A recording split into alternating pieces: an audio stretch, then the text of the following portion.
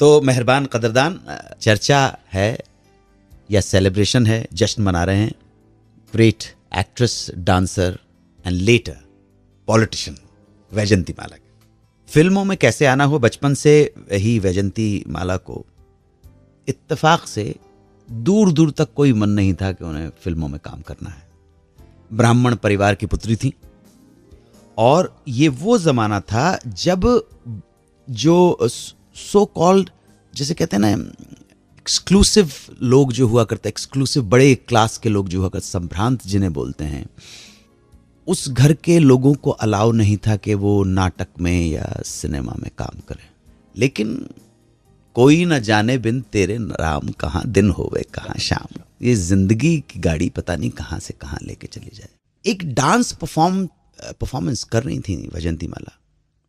Dance को, performance को एक डायरेक्टर ने देख लिया जिनका नाम था एमवी रमन। एमवी रमन उस वक्त एवीएम प्रोडक्शन के लिए एक फिल्म बना रहे थे और एक न्यू कमर की तलाश थी उन्हें। वैजयंती माला जी को देखा और वो पसंद आ गई और फिल्म का प्रपोजल लेकर रमन साहब पहुंच गए वैजयंती माला के घर। दादी को जैसे ही पता पड़ा, उन्होंने फौरन मना कर दिया। नो अन्ना पड़ दो लिया आप ले इन्ना पड़ दो लिया मना बेल कर दो, बिल्कुल कोई मेरी पोती फिल्मों में काम नहीं करेगी। और क्योंकि उनके ख्वाब थे दादी के कि पढ़ लिख कर वो कोई स्कॉलर बने, किसी रिस्पेक्टेबल फील्ड में जाएं, और वैजयंती माला जी के मन में भी ऐसा नहीं था कि वो एक्ट्रेस बनेंगी। और देखिए, साउथ के अंदर तो अगर आप देखेंगे कि भरतनाट्यम हो या मोहिनीअट्टम हो या इस तरह के जो डांस फॉर्म है, वो पार्ट ऑफ देयर कल्चर है। एमवी रमन साहब ने दादी जी को, वैजयंती माला जी की दादी को समझाया कि फिल्म से, अगर फिल्मों में काम करेंगी तो उससे पढ़ाई में कोई फर्क नहीं पड़ेगा, और प्रॉमिस भी किया होगा, जाहिर है कि। बहुत समझाने के बाद दादी मान गई। दादी के मानने पर वैजयंती माला भी मान गई। मगर उन्होंने अपने एक इंटरव्यू में कहा कि फिल्म तो मैंने साइन कर ली थी, मगर ये बात मैंने अपने दोस्तों को नहीं बताई थी कि कहीं कॉम्प्लेक्स था कि अपने दोस्तों की नज़र में गिर नहीं जाऊं।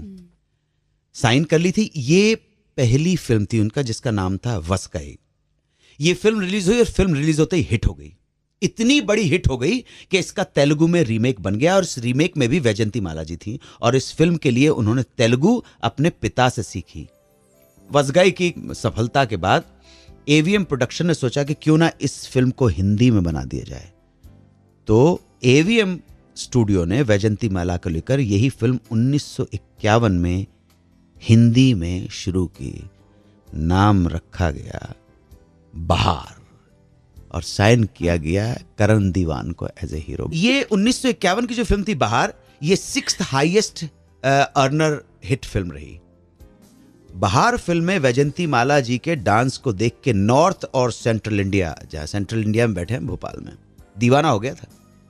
बहार से पहले हिंदी सिनेमा के डांस में बहुत ज्यादा हाथों की मुद्रा, जो जेस्चर्स होते हैं डांस के, फुटवर्क का वैसा इस्तेमाल नहीं किया जाता था जैसा बहार फिल्म में दर्शकों को देखने को मिला, और दर्शकों को वो पसंद आ गया, और रातों रात वैजयंती माला नॉर्थ और सेंट्रल इंडिया में एक डांसिंग स्टार के रूप में एस्टैब्लिश हो गई। इसके बाद इन्हें एक और मल्टीलिंगुअल फिल्म मिली जो तमिल, तेलुगु और बाद में हिंदी फिल्म में लड़की फिल्म के नाम से बनी थी। फिल्म का नाम था लड़की। यह फिल्म भी 1953 की दूसरी हिट फिल्म थी, और यहीं से वैजयंती जी एक्ट्रेस बन गई और साथ ही बन गई मल्टीलिंगुअल फिल्म्स की हीरोइन वैजयंती माला।